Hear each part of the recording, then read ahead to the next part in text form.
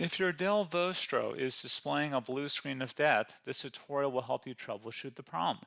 Learn effective solutions to fix blue screen of death errors and restore Windows. So while you're performing updates, you're getting an IRQR not less or equal message, K-mode exception not handled, kernel data in page error. A lot of errors pertain to this problem, and we're going to go ahead and jump into what should hopefully be a pretty straightforward process, guys. And we're going to go ahead and jump right into it. So first thing I'd recommend doing would be to actually go ahead and boot to the troubleshooting utility on Windows 11. So if you do a hard power off 3 times in a row, Windows should automatically attempt to launch the startup prepare utility. And if it doesn't find anything, it will give you the option to select advanced settings, in which case it will take you to a screen that looks like this. Now, if it does not take you to a screen that looks like this, or you're unable to get to that, you can also download the Windows 10 Media Creation Utility, or Windows 11. They probably will make a creation utility for Windows 11 at some point. And it doesn't really matter, you can actually run the Windows 10 utility on Windows 11 as far as I'm aware. And you should be able to run the troubleshooting utilities built in within it. So you just would go ahead and download it to an ISO file and then burn it to a DVD or USB. It'd have to be about 4 gigabytes or more. It couldn't be a small USB flash drive, and it couldn't be a CD. It'd have to be a DVD. And then you boot your computer from it. So depending on the computer manufacturer, you'd have to tap a different key on your keyboard in order to launch that menu, in order to select what boot drive you want to go off of. So it could be anything between the escape key, F2, F8, F12, for example, and those are the function keys on the top of your keyboard. So you may have to just do a little bit of trial and error. Shouldn't take you more than a couple minutes. Googling it would probably be best before you even begin. But anyway, we're ready to go ahead and jump right into it. So we're on the choose an option page. So these will look very similar whether you're booting from it directly within Windows itself, or if you're plugged in a USB flash drive with the media creation utility installed and you selected the recovery option. So when you are setting up your Windows 11 installation or Windows 10, depending on the drive you're using, there should be an option to repair your computer in the bottom left corner of the dialog window, one of the first screens that comes up. You go ahead and select that, and then it would take you to a troubleshooting screen like you see here. And you want to go ahead and select troubleshoot, reset your PC, or see advanced options. And then there are going to be a whole bunch of options in here that we're going to explore in today's video. The first one, we're going to actually go underneath advanced options and then select startup prepare, fix problems that keep Windows from loading. So go ahead and select that first.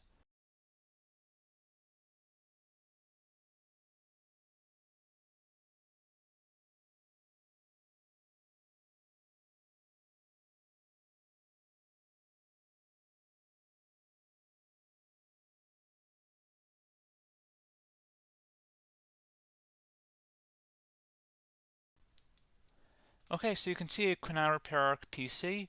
That was our first option we could try. Something else, if we go back into advanced options here and then select troubleshoot, we're going to go underneath advanced options again. You can go ahead and actually access safe mode by selecting startup settings.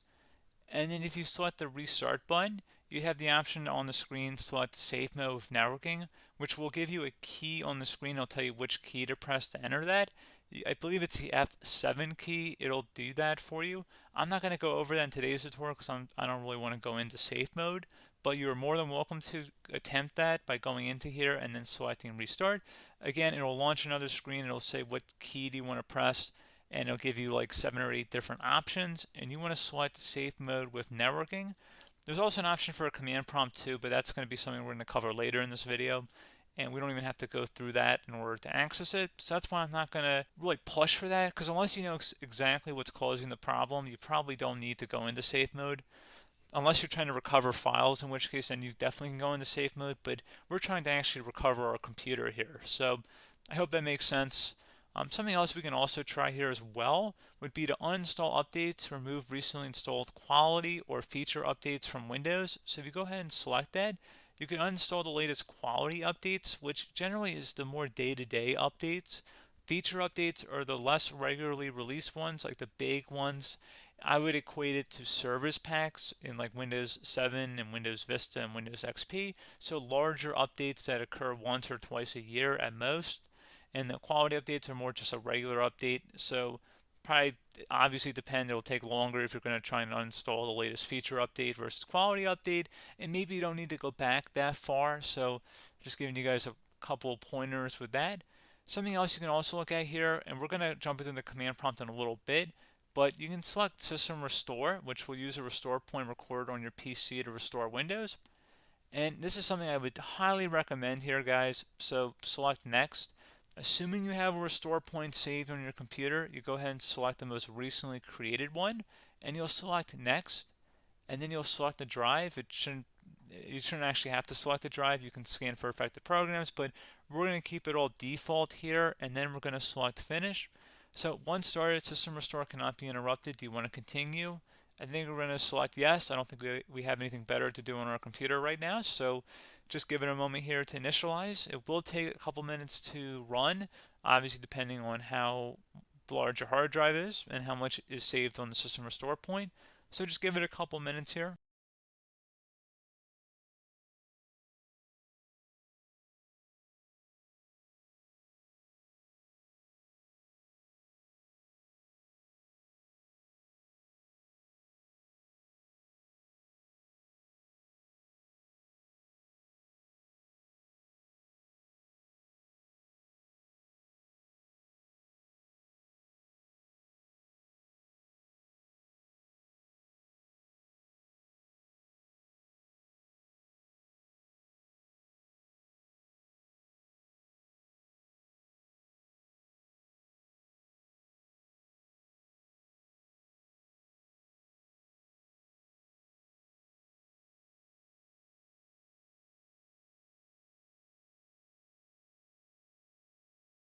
Okay, so you can see System Restore completed successfully.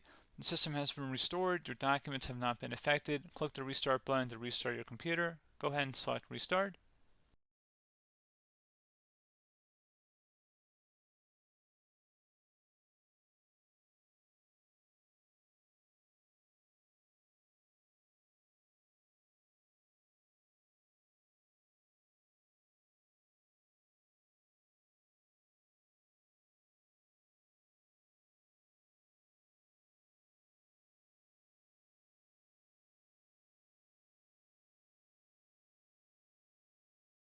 Okay, so you can see the system has been restored successfully. We're going to go over a couple different methods in addition to that if that did not work. So I'm just going to pause the video and we're going to start back on the recovery screen that we started with. Okay, so a couple other things we can try here too. If you go back into troubleshoot, you can select reset your PC, let you choose to keep or remove your personal files and then reinstalls Windows. You can select to keep my files, which will remove apps and settings but keeps your personal files. You can also select remove everything, which will remove all of your personal files, apps, and settings. So this is more of a factory reset, this second option here. First option, it should not delete all of your personal files. However, it will pretty much clear most of your programs, and keep in mind, there's no guarantee that your information, number one, is even still available and easily recoverable on your computer to the point that you actually would be able to recover anything. And the second point is that there's always a chance that it won't actually recover and it will just do a factory reset anyway. So there's no guarantee that actually would keep your files anyway. So I would recommend trying to get a recovery tool and backing that up first before selecting it anyway. But again, those are a couple of different options. And then something else you can try here if you go back to the choose an option. Another option, if you go underneath choose an option and select troubleshoot, advanced options, and now select where it says command prompt. Okay, so the first thing we should do is type our main hard drive here. In most cases, it should be the C drive. So you just do a C colon and then hit enter on your keyboard. So once you're underneath the C drive, we're going to type in dir and then hit enter on your keyboard. It should have program files, users, and Windows all in there. That's how you know you're in the right directory.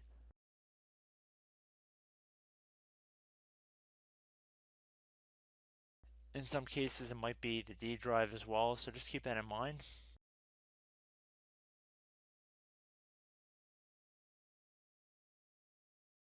Next thing we're going to do is type in cd space / Windows / system 32 / config, and then you're going to hit enter on your keyboard.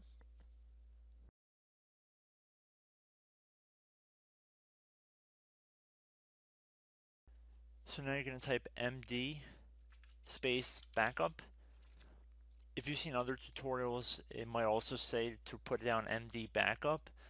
That's because the backup name is pretty common when you want to back something up. So you can name this whatever you want, doesn't have to be backup. So if you've already made a backup folder in the past, you could do backup 1, for example.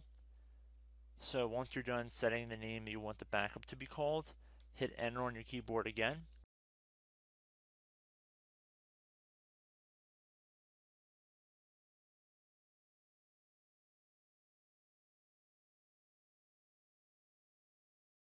At this point you want to type copy, C-O-P-Y, space, then you want to do the star symbol above the 8 key, then do a period or a dot, whatever you want to call it, then another star sign, and then another space, and then type backup, and then hit enter on your keyboard.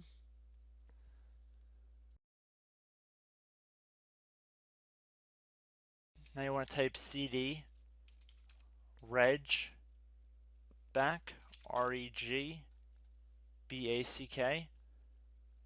and then hit enter on your keyboard. So now that we are under the reg back, so now you want to type dir again, and then hit enter.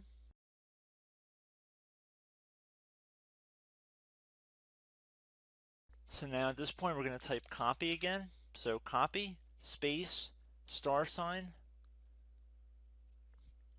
dot, another star sign, space, and then 2 dots. So we're going to type copy, space, star sign, dot, sign, star sign, dot, dot, and then hit enter on your keyboard again. So for overwrite, you want to overwrite all. So type A on your keyboard, so capital A, and then hit enter on your keyboard.